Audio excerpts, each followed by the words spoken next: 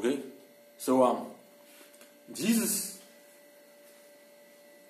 says, come to the altar and be saved. And that's what the pastors them say. Come to the altar. Oh, we have an altar call. Come and be saved. Come to the altar, which is made for sacrifice. And that's what they say. Come to the altar and be saved. When we know that only Israel will be saved. He that endured the end is ashamed shall be saved. We know that the Most High heareth not sinners. But he heareth those that who do his will, who keep his ways, who keep his commandments and his word. To the end. YAHAWASHI will come and raise him up to the last day. YAHAWASHI says obedience is better than sacrifice. So you pass them and then talking fool, but come to the altar and be saved. But the Most High can deal with y'all. YAHAWASHI says obedience is better than sacrifice. Let's go right there to 1 Samuel chapter 15. Alright, chapter 15 verse 22. And Samuel said, had Yahweh as great delight in burnt offerings and sacrifice as in obeying the voice of Yahweh? Behold, to obey is better than sacrifice, and to hearken than the fat of rams. Alright, so if the Most High tell you to do something, then do it. Because why? That's better than sacrifice. That's better than talking fool but going up in the altar talking but you getting saved. What you getting saved from? You ain't getting saved up inside them all houses. When they say come up the altar and be saved, they mean come up there and be fully immersed into Satanism. That's what I would say. Be fully immersed in abhorring the law, statutes, and commandments. Alright? Verse 23. For rebellion is as the sin of witchcraft.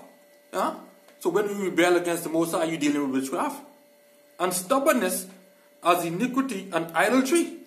So when the pastor tell you to come up here and be saved, this is what you're doing. You're rebelling against the Most High and you're being stubborn.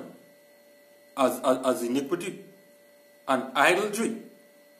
Alright? Because why? You committing a spiritual adultery on the Most High. Alright? By saying Jesus is the way. I already proved to you how much things what Jesus say that is okay for you all to do. But what the true power, YAHAWASHI, said not to do. Alright? 1 Samuel 15 and 23. For rebellion is as the sin of witchcraft, and stubbornness is as iniquity and idolatry. Because thou hast rejected the word of Yahweh, he had also rejected thee from being a king. Alright? Didn't YAHAWASHI say, if you love me, keep my commandments?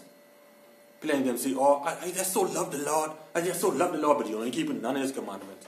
Those that you could keep, you ain't keeping none. You just rebelling against the Most High.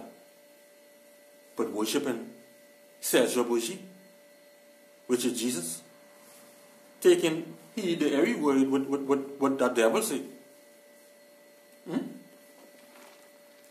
YAHAWASHI say in John 14 and 15, if ye love me, keep my commandments.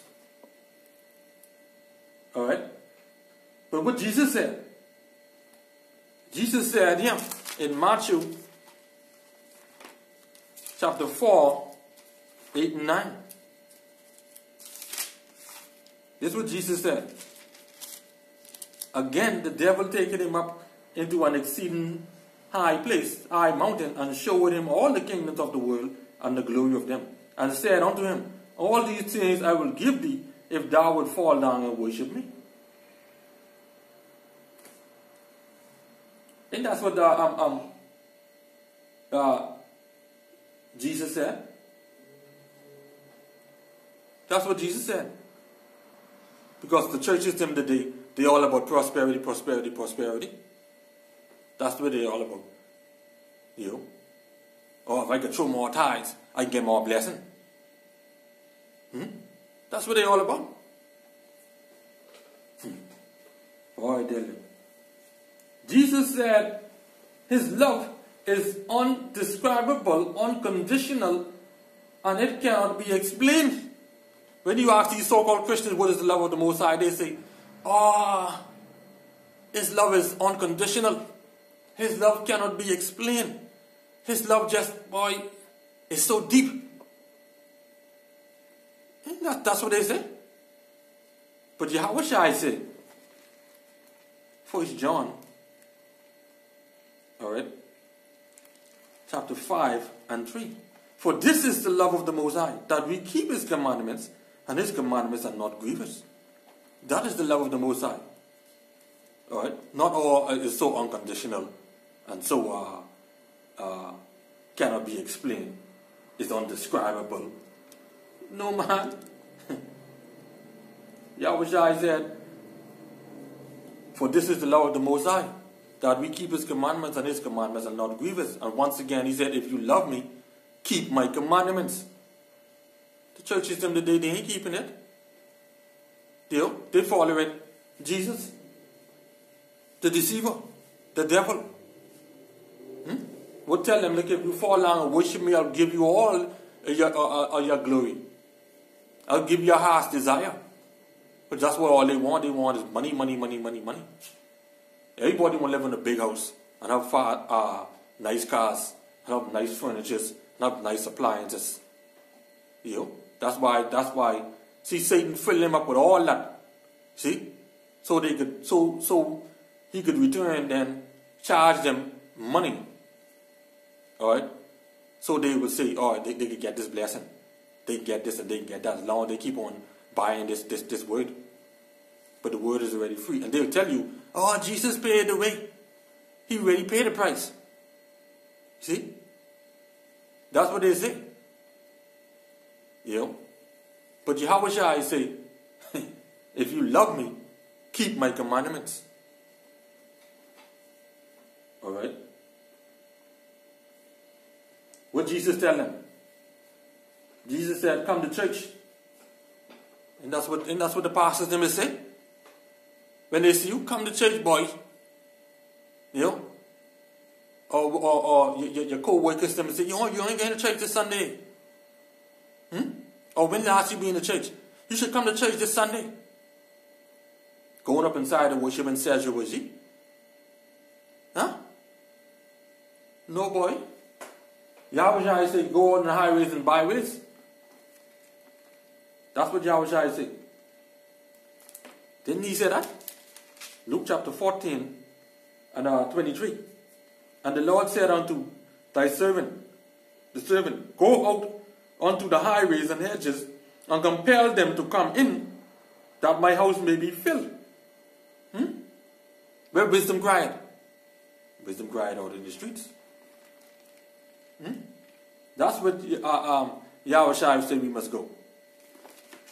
In the highways and byways, and compel them to come in, not go up inside these houses to be fully immersed into abhorring the Most High law, statutes, and commandments. Proverbs 1:20. Wisdom cried without. She uttered her voice in the streets. She cried in the chief place of concourse. Where it is? In the most public areas where people are. Alright? In the openings of the gates, which is like your downtown. Your places where many people are dwelling. Alright? In the city, she uttered a word, saying, how long, ye simple ones? Will ye love simplicity? Alright? Love vanity. How long would you disobey the word of the Lord? How long would you abhor his word? And the scorners delight in their scorning, and fools hate knowledge. Alright? So when we are there on the highways and byways, these same things be happening. Fools hate knowledge. Fools hate knowledge. That's why when you go back here the 1 Samuel chapter 15 and 23. For rebellion is as the witchcraft, as the sin of witchcraft, and the stubbornness as the iniquity and idolatry, because thou hast rejected the word of the Lord, he has also rejected thee from being a king. Alright? And Hosea 4 and 6 tell you, for the lack of knowledge, my people are destroyed. Alright? My people are destroyed, because thou hast rejected knowledge. I will also reject thee, that thou should be no priest to me, seeing that thou hast forgotten the law of the Most High. I will also forget thy children. Alright? Fools hate knowledge. They reject the Most High. When you see the two prophets out on the highways and byways out there prophesying the downfall of Esau's nation, the Esau's kingdom, and prophesying unto our people the things that which is to come, they reject that. So therefore they reject the Most High. Alright?